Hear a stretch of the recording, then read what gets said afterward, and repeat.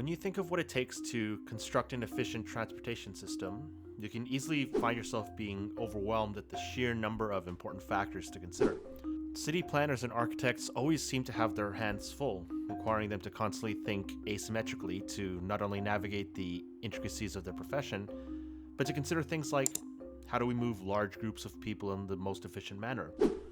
How do we do this but also cut costs and save space? Urbanization requires us to grapple with the concept of a constantly growing population and the challenges that come with resource allocation, usually in a confined space, and even sustainability, which requires us to consider creating environmentally responsible and energy efficient structures while also maintaining design principles and infrastructure. Operating these complexities of the modern world are hard enough for you and I, but for a particular single-celled organism, the difficulties that face humanity seem to be trivially easy to navigate. This is Physarum polycephalum, and it's what we call a slime mold.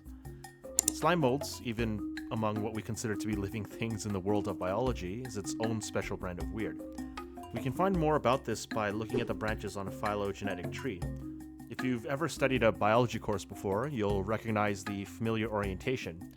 It's designed to showcase the evolutionary relationships between different biological organisms based on similarities in either their physical or genetic characteristics. As you can see, slime molds are sort of on their own little island, not really relating to anything you and I might be innately familiar with. Led by Atsushi Taro, researchers at the University of Tokyo recreated the city's subway system on a petri dish, and when using light to represent topographical obstacles and placing oat flakes to represent the subway stations, they unleashed Physarum polycephalum onto the miniature metropolis to see how it would interact with its surroundings. With no prior knowledge of the subway map and after an initial few moments of spreading out in all directions, the slime mold instinctively set out to find the most efficient routes between these stations, optimizing its growth and nutrient absorption along the way. To their amazement, the slime mold successfully replicated the Tokyo subway network, and with its own network of pseudopodia, which are temporary protrusions on the surface of an amoeboid cell for movement and feeding, mirrored the actual train lines in its search for oat flakes. Efficiently connected these oat flake stations in a manner that reduced redundant paths and minimized the overall length of the network. So, how on earth is the slime mold able to do this?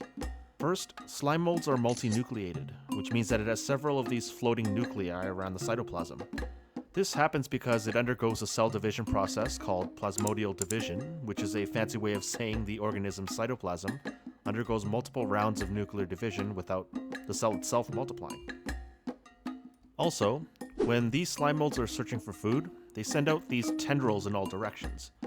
When this tendril network encounters a stimulus, they release a molecule called cyclic AMP, or CAMP, which is a molecule essential for signal transduction, aka cellular communication.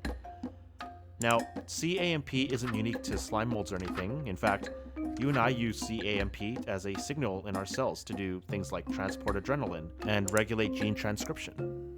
CAMP, in the case of slime molds, initiates cytoplasmic streaming within the slime mold, which is the flow of cytoplasm inside the cell driven by the movement of the cytoskeleton. The rate and frequency of the contractions changes when the tendrils encounter an attractant or repellent.